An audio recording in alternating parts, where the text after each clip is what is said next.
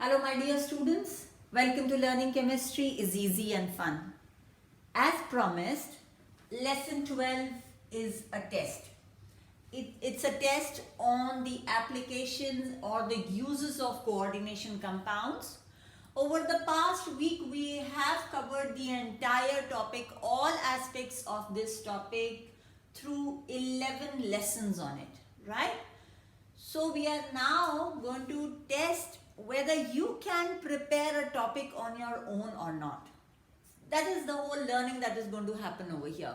Of course, you can see the answers to the questions and I cannot control that. I have no check. But the interesting part would be whether you can honestly attempt and try these questions, try to answer them, and then once you have completed the test, then you check your answers. So go ahead, first things first, get a pen and a paper handy. And if you still haven't revised the applications or the uses of coordination compounds, please do not go ahead in this video because you will simply be wasting time. I will not be giving you the answers to these questions here, right? So be honest with yourself, revise this topic, come back to give the test. Okay? So here are the questions listed. I have been able to list only 8 questions on the first screen. So I would request you to first copy down these 8 questions or maybe take a screenshot and then answer these questions in your own hand on a paper. Please don't think that, oh, DMG, DTI, I know this. No, that will not serve the purpose. Believe me, when we start writing down the answer, that is when we realize where the pitfalls are, where we are lacking, where we have to improve. Many a times, you would know that, okay, the formula is like this, but when you start writing, then you realize, did I put the H over here? Oh, no, I forgot one H. Is it one H or two H? You know, you'll find yourself fumbling for the correct form, for the correct answer if you have not prepared thoroughly. It is very easy to note down these questions, find out their answers from the textbook and memorize them. But if you want to be happy learning chemistry, please revise the topic, then attempt these questions. Okay, step by step, write the first question, write the first answer. Second question, second answer. You will be very, very confident on this particular topic or in this particular topic by the end of this video. There are more questions after question number 8, so don't run away without attempting all the questions that I am going to give you over here. Second most important tip that I am going to give you today in today's lesson is to attempt questions from your course textbook. So whatever is the syllabi that you are following, please attempt the questions what we call as the in-text questions. There are questions which are given during the course of the lesson. You will find questions thrown here and there. Please attempt them. Also, do not ignore the questions given at the end of a topic, what we call as the exercise questions. When I say attempt, whenever you do a topic, you write down the answers to the questions that are there. Trust me, you will not feel the need for any tuitions or any coaching, and you will find that the first time when you are doing a topic, it may take you like 2 days, 3 days. But if you have attempted the questions, the next time you pick that topic, 1 hour. That's it. So either you spend 3 hours on every topic every time you have an exam, or you spend 3 to 4 hours on a topic in one go, or maybe a little more as well. I cannot promise that you will be able to complete a topic in 3-4 hours. It could be 6 hours for a topic, not continuous but spread over a certain number of days. But if you attempt the questions given in as part of a topic, believe me, from personal experience I am saying, you will be very, very confident. Chemistry is so easy. So enough of lecture, gyan, whatever you call it. Please note the questions and then I go on to give you the next set of questions. I just realized that some of you may not be able to read the board clearly. So for the benefit of such students, I will read out the questions once. The first question is the full form and one use of A, that is DMG, B part is EDTA. Second question, calcium EDTA complex is used to treat the cases of lead poisoning. Explain. Third, EDTA complexes can be used to estimate different ions in hard water. What property helps in this use of EDTA complexes? Fourth, give an example of a vitamin which is a coordination compound of cobalt. What is its use? See, such a simple question. Fifth, identify a CC. CC means a coordination compound. Identify a coordination compound used as a catalyst in polymerization of ethene to polythene. Sixth question. In electroplating with silver or gold, why is the electrolyte taken as a complex ion rather than as a simple molecule like silver nitrate? Seventh question. How is complex ion formation useful in extracting metals like gold and silver from their ores? Support your answer with relevant balanced equation. Now I know the relevant balanced equations are not part of this chapter.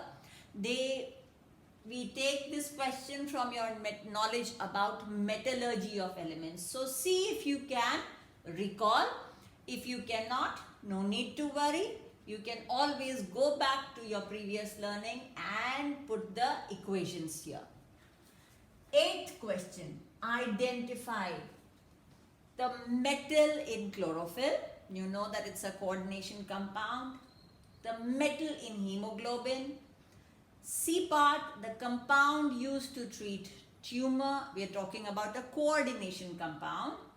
And D, a coordination compound which is used in paints and pigments. Right? If you've noted down these, let's go on to question number 9.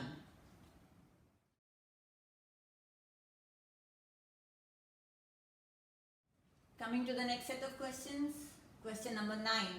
What role is played by hypo in developing a black and white film in photography? Now this is pertaining to what used to happen earlier when we used to have black and white photographs. So it's pertaining to that and it played a very important role.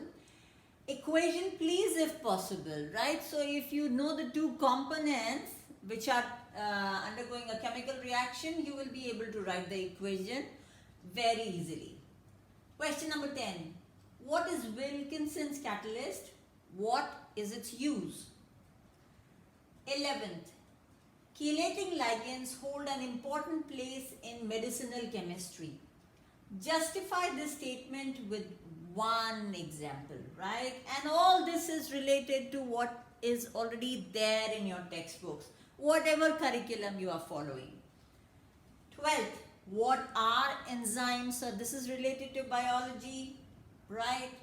Something to do with catalysts. Give two examples of enzymes which have coordinated structure. So we are looking at coordination, chapter of coordination, and we are combining chemistry and biology over here.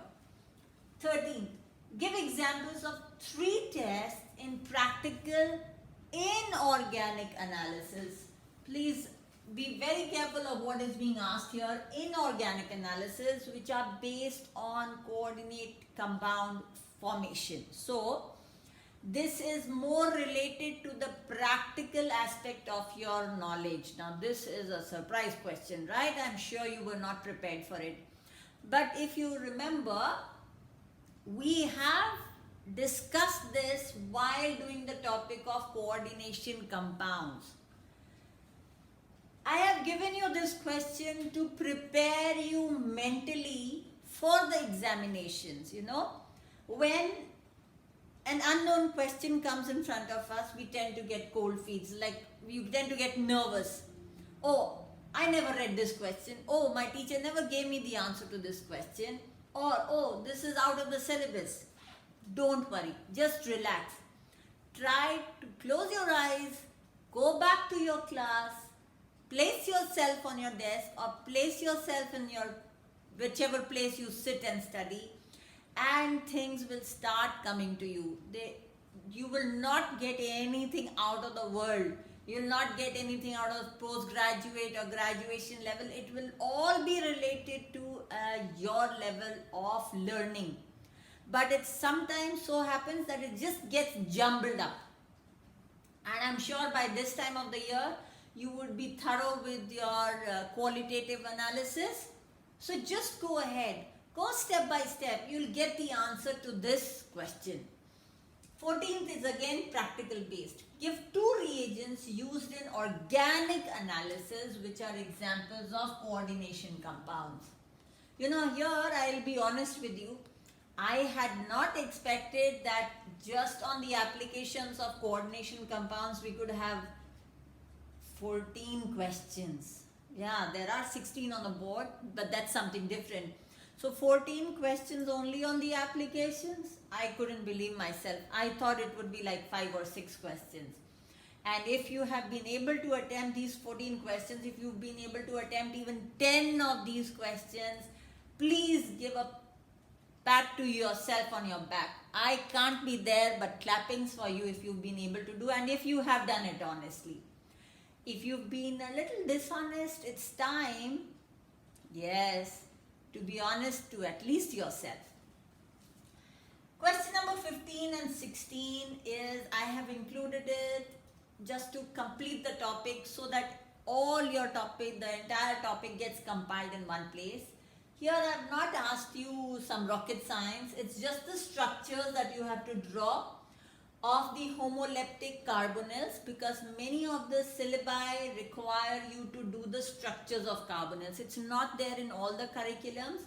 So if it is not there, you can leave it out, but if it is there, then please draw the structure of these 4 carbonyls: NiCO4, FeCO5, Cr, CO. CO is your carbonyl group, whole 6, Mn2, CO, whole 10, right? CO2, CO, whole 8, right? So this is cobalt carbonyl. That's not its IUPAC name, because here you've got CO2, CO, whole 8. So it will be octa, right? 16th question. Explain the high bond strength in metal carbonyls on the basis of the bonding in them. Now here you have to remember 2 keywords, the back bonding and the synergic effect, when you are talking about bonding in metal carbonyls.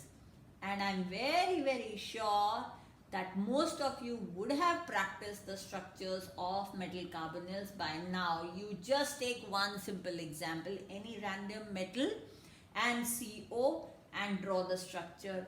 I don't think so you are required to have any knowledge beyond this at this point of time. So please go ahead.